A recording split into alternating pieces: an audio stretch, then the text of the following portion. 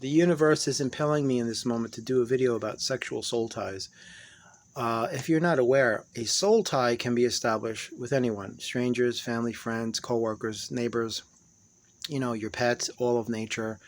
It doesn't matter. Your children, siblings, brothers, sisters. That's where you can establish soul ties.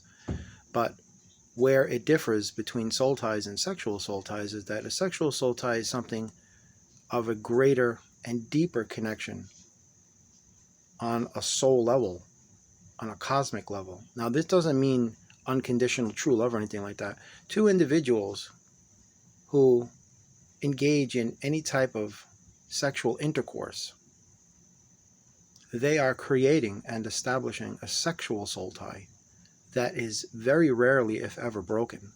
So you have to be very, very, very cautious as to whom it is you choose to be intimate with, on not only a personal, spiritual, mental level, but a physical one. Because once that connection, that tether is established, it's almost nearly impossible to break.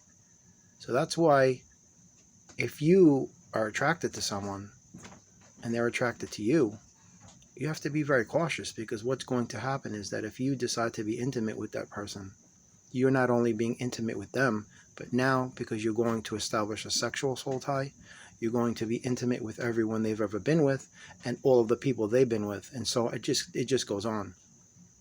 So if you're with someone who's promiscuous and lascivious and salacious and has a high number, then you have to be careful, because all of the people they slept with isn't just the total number. It's the people that he or she slept with, that those people slept with, and those people slept. It just goes on and on. So it's into the thousands. So you're establishing not one tie, but an innumerable permutation of ties. So be really cautious, because once you tie yourself to someone on that deep kind of level, that soul deep level, it's nearly impossible to sever it. It can be done, but you have to be very cautious. And energy is everything. Space, time, and distance are illusions. So even if somebody dies, physically dies, the energy transfers form. The energy doesn't dissipate, so you're still tied to them. It's another reason why you should always surrender the energies that comprise your emotional burdens to the universe to be transmuted. You don't have to forgive anybody, but you do have to release the energies that comprise your burdens, because if you're carrying them around, it's like chains. They're going to tie you to this earth if you pass. You don't want that. But as far as sexual soul ties, if you think of a soul tie as you would a strand of thread, like needle and thread, and if you think of a sexual soul tie as a bridge cable, the cable on the bridge that's, 30, 40, 50 feet in diameter, that's the difference. To give you an analogy, that's the difference. It's much harder to break it. So you better be very cautious as to whom it is you are allowing to have access to your body, because it isn't just on a physical level, it's on a metaphysical level and on a cellular level that connection is going to be established, and you can't just break it. So if you're the type of person that you're very open and free-spirited and so on, that's your business. Nobody has the right to judge you, and nobody has the right to judge anyone. But what you can most certainly do is to make an honest assessment of the quality, content, and character of an individual's energies, frequencies, and vibrations in choosing whether or not you want to connect with them or not. And especially on a level like this, man, you're talking about sexual intercourse. That's heavy stuff. People seem to think one night stands no big deal. Oh, you meet somebody, sleep with them, then you're on with your life. It doesn't work like that. You are now tied to them invariably and inextricably, whether you want to realize it or not. So now whatever kind of emotional baggage they're carrying around, now it's yours. Because that tether is like an intravenous connection.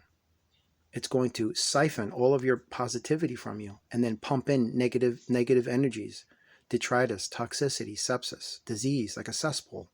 Could you imagine for a minute if there was somebody in a hospital that was hooked up to an IV and there wasn't saline in that bag, but there was just toxic sludge being pumped into them? They would freaking be dead in a second.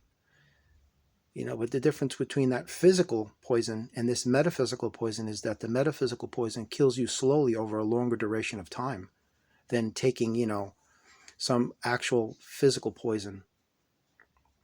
So be careful with whom you're sleeping with out there, because it isn't just, oh, once and done, and then you go on with your life. It doesn't work like that. Because if you engage in sexual intercourse with someone you don't know, and then you move on, you are now inextricably and invariably tied to that person eternally, because you've established that connection on a cellular level, soul deep, and it doesn't just go away. So that person now can send you their negative emotional energies from remote sources. And that's what drains you and fatigues you into compliance. And that's the reason why you might have blockages in your life. Have a great day. God bless. Namaste and amen.